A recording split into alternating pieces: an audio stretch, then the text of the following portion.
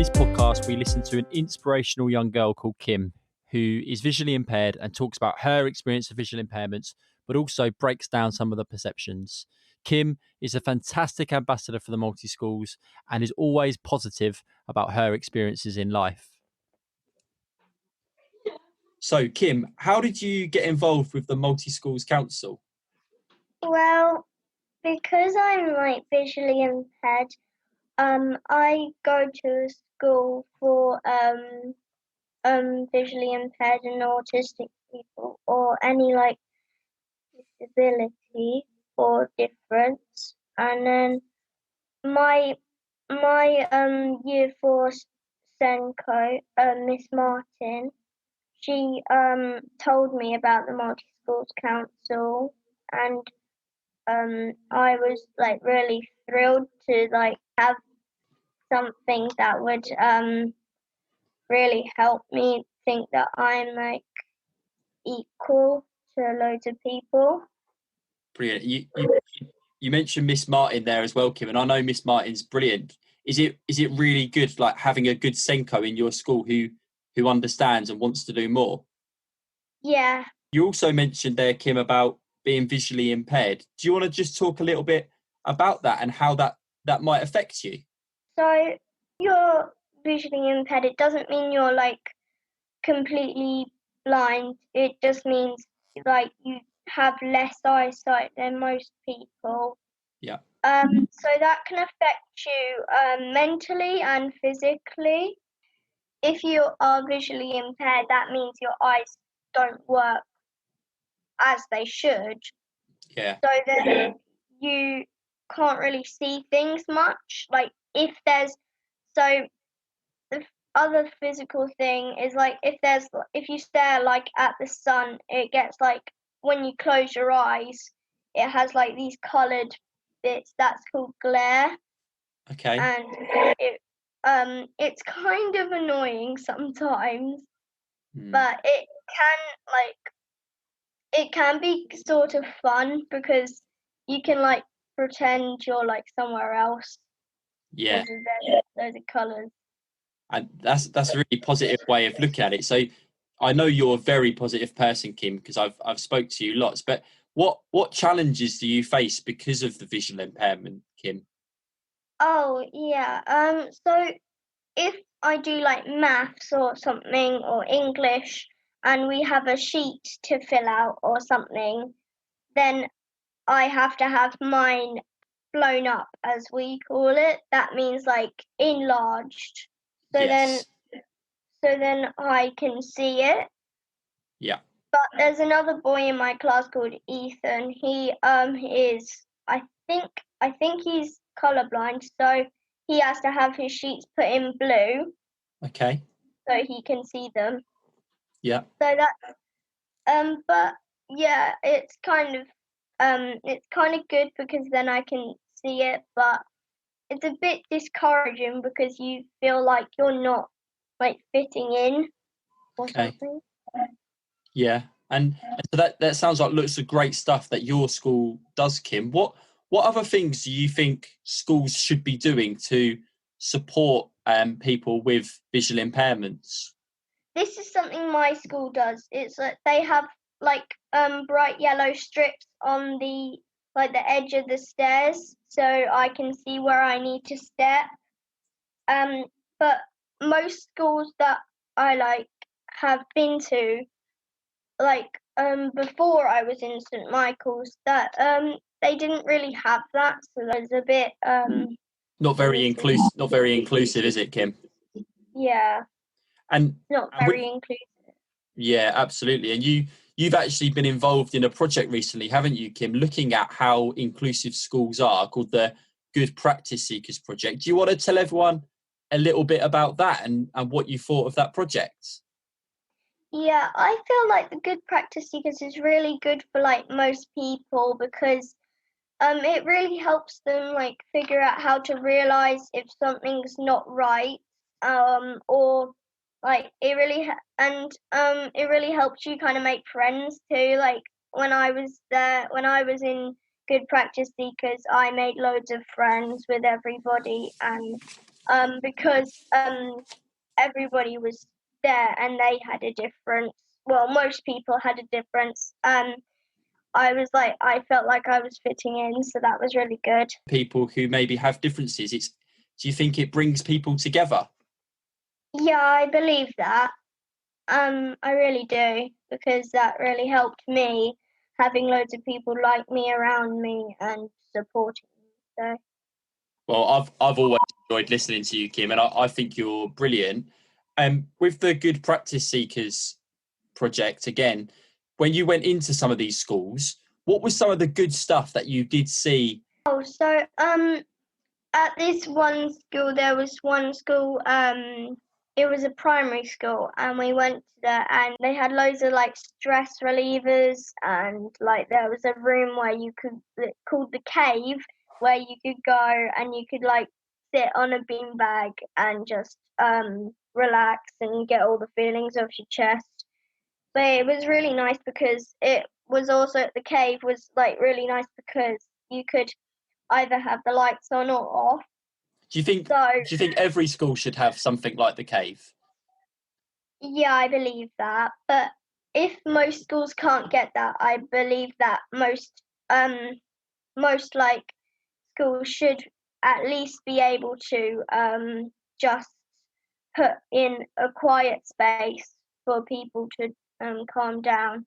Yeah, absolutely. I really agree with you, Kim. And I think sometimes it can be too easy for schools to say if they haven't got the space. But this school that you're going on about was actually quite small and they still managed to find the space to have a quiet area. So I think that's a really good point, Kim. On the other side, when you went to these schools, and you don't have to mention the school, but was there anything that you saw that wasn't good practice that you thought, that's not right? They should improve that? Yeah, I really have like seen that mostly in high schools and middle schools, but some in primary schools because like we went to a high school or like middle school, I think, and they didn't have much to like include people with differences, or What more should they be doing to include people, do you think? like making the room, even if they're like really like a really small school or a really like big school, they should at least put one thing that includes all people in there. But yeah, they really should be doing more, and I believe they should be doing more to like include everybody, like making sure everybody can go on school trips and like more inclusive clubs. There was a special school games which I think that if a school has like a netball or tennis ball court inside the school, and if there's someone in the wheelchair in the school, I believe they should like make a wheelchair basketball club or anything like that, like to include people. Yeah, I think that's a really good point, Kim. And some lots of different children have told us that they should make changes if there's children in their school and that need extra support or need things done in a different way. You've given some really good examples, Kim. So I hope there might even be some teachers or staff that work in schools listening to this and they can think, yeah, let's go and make sure that our school does that too. So you've obviously been involved for quite a long time now with the Multi Schools Council. You're now one of our ambassadors. But before becoming an ambassador, you was our head girl, wasn't Um, you? yeah, I What was was the it? head girl. You was the head girl for the whole of Essex. What did you get from being head girl, and what are your memories from being head girl of the Multi Schools? I just liked helping people mainly. I just liked being able to share my opinion and saying that no, this isn't right, this is what you should do, you should try and include more people. So that was basically my best my best memory. But it was really good because before I was chosen, I got to do loads of activities that could calm me down or like build my competitive spirit. And you said about giving your opinion, Kim, and you're really good at giving your opinion. Have you got any advice for other children about how they can make their opinions? They might be a bit nervous or a bit shy. What advice would you give them, Kim? So I just typically say, just to be me, just say your opinion and don't bother what other people say about you. Just say your opinion and go with it. Brilliant. And so just like believe in yourself and believe in what you want to say, yeah? Yeah. No, absolutely. And you were a brilliant head girl for us. I mean, you helped with some of the multi-school meetings, you spoke at different times, and as you said, you learned skills as well. So how do you think being head girl has helped you, Kim? Has it helped you in any way? Oh yeah, it's helped me in a lot of ways actually. It's like helped build my confidence. Loads of people in my school are coming to me for like solving arguments or something. So I'm a bit more noticed for kindness, I guess. But yeah, much else. It's just improved my confidence a lot. Brilliant. And confidence is really important for all young people. So there might be children that are listening to this that maybe in their own schools they have the chance of becoming a head boy or a head girl, but they're not quite sure because they feel a bit shy. And you've given some really good advice about just believing in yourself. And if we just talk about visual impairments again, Kim, do you think Yeah. sometimes they're not always understood? And what are some of the horrible things that you've maybe heard or even listened to people say? I haven't really heard about like horrible things, just people like I've been like hearing that people are mistaking visual impairments for actually like blind, not being able to see. So I just feel like they should get that right. Like, Yeah, yeah. I think that's a really important message, Kim, because you're right. Before listening to this, some people may have believed that, and actually, you're making a difference to tell people no, it's not like that. And you gave a really good explanation at the start of this podcast. So something else that we've been talking about at the time of recording this, we're in lockdown and we're all staying inside and we're keeping safe. There's lots of young people out there that are finding that really hard.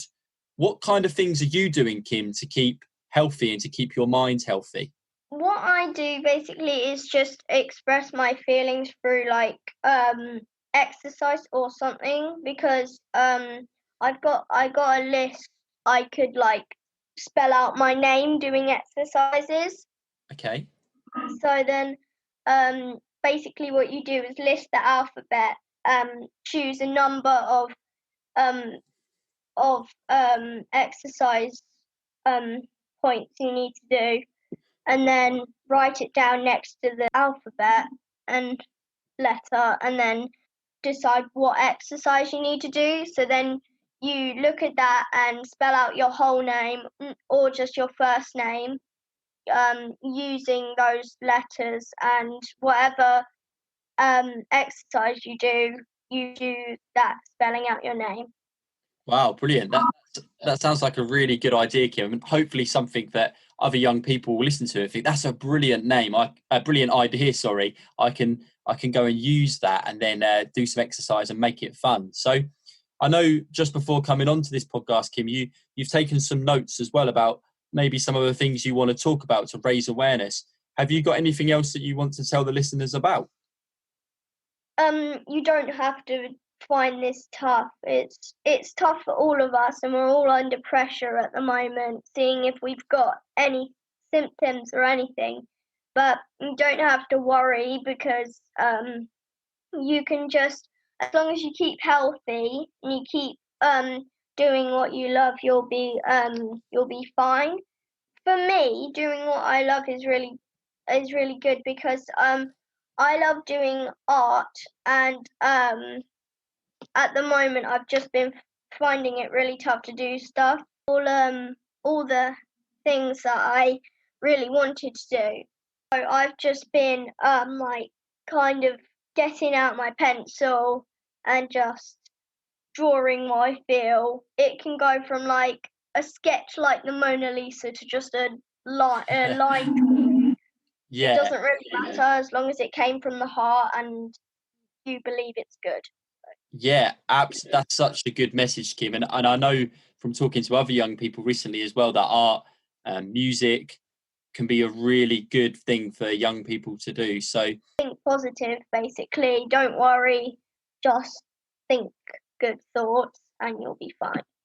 Brilliant, Kim. That's really good. You're such a positive person to listen to and talk to, and I hope that comes through this podcast with the young people that are listening. And Kim has given some really good advice and some really good knowledge on visual impairments, on being involved in a good practice seekers projects, and being able to make schools more inclusive for all. So thank you very much, Kim, for joining us. Yeah, thanks for having me. Everyone is different and special in their own way. We should be including everyone, so let's start today.